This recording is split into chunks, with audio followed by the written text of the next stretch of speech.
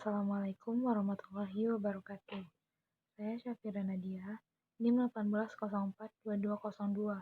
Pada video kali ini saya akan memenuhi tugas manajemen resiko dan kebencanaan, yaitu mengenai strategi dan manajemen kebencanaan. Kebijakan manajemen kebencanaan. Kebijakan penanggulangan bencana di Indonesia diatur dalam Undang-Undang Nomor 24 Tahun 2007 tentang penanggulangan bencana. Selanjutnya yaitu Peraturan Pemerintah Nomor 21 Tahun 2008 tentang penyelenggaraan penanggulangan bencana dan Peraturan Presiden turunan dari Undang-Undang Nomor 24 Tahun 2007 tentang penanggulangan bencana. Arah kebijakan nasional yang akan mewujudkan melalui Renas PB 2015-2019 yaitu penanggulangan tata kelola penanggulangan bencana, peningkatan ketaguhan dalam menghadapi bencana. Model manajemen kebencanaan. Manajemen kebencanaan pada dasarnya berupaya untuk menghindarkan masyarakat dari bencana, baik dengan mengurangi kemungkinan munculnya hazard maupun mengatasi kerentanan. Terdapat 5 model manajemen kebencanaan, yaitu Disaster Management Continuum Model, During Post-Disaster Model, Contract Expand Model, The Crunch and Release Model, Disaster Risk Reduction Framework. Berikut penjelasan mengenai model manajemen kebencanaan tersebut. Yang pertama yaitu Disaster Management Continuum Model. Model ini memungkinkan merupakan model yang paling populer karena terdiri dari tahap-tahap yang jelas sehingga lebih mudah diimplementasikan. Tahap-tahap manajemen kebencanaan di dalam model ini meliputi emergency, relief, rehabilitation, construction, mitigation, preparedness, dan early warning. Selanjutnya yaitu Pre-During Post-Disaster Model. Model kebencanaan ini membagi tahap kegiatan di sekitar bencana. Terdapat kegiatan-kegiatan yang perlu dilakukan sebelum bencana, selama bencana terjadi, dan setelah bencana. Model ini seringkali digabungkan dengan Disaster Management Continuum Model. Selanjutnya yaitu Contract Expand Model.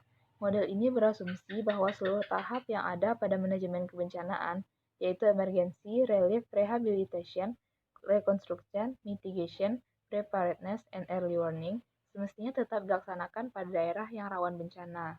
Perbedaan pada kondisi bencana dan tidak bencana adalah pada saat bencana, tahap tertentu lebih dikembangkan, emergency dan relief, sementara tahap yang lain seperti rehabilitation, reconstruction, dan mitigation kurang ditekankan.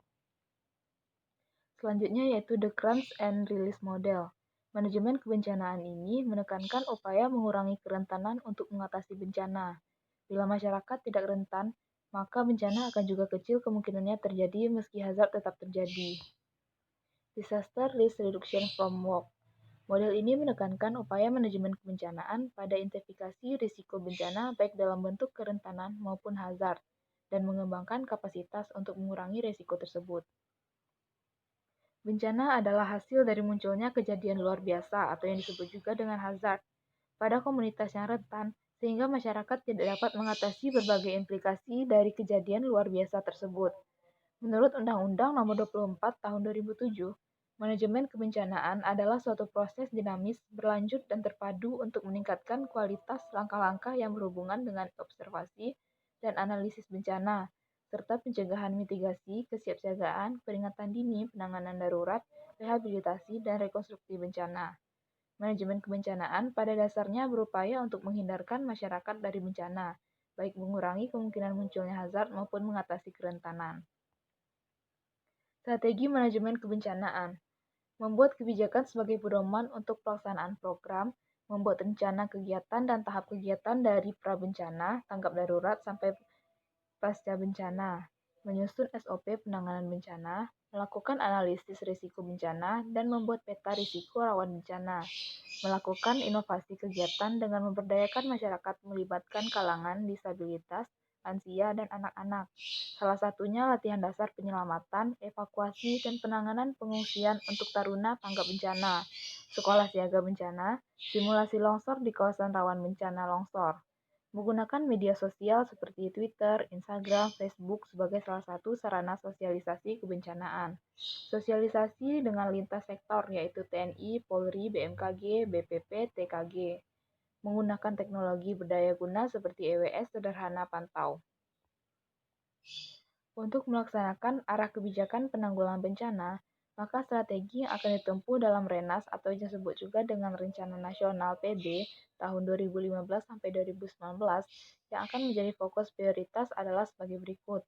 Penguatan kerangka hukum penanggulangan bencana, pengarus utamaan penanggulangan bencana dalam pembangunan, pemenuhan tata kelola yang baik di bidang penanggulangan bencana, peningkatan kapasitas dan efektivitas, pencegahan dan mitigasi bencana, peningkatan kesiapsiagaan dan penanganan darurat bencana, peningkatan kapasitas dan efektivitas pemulihan bencana.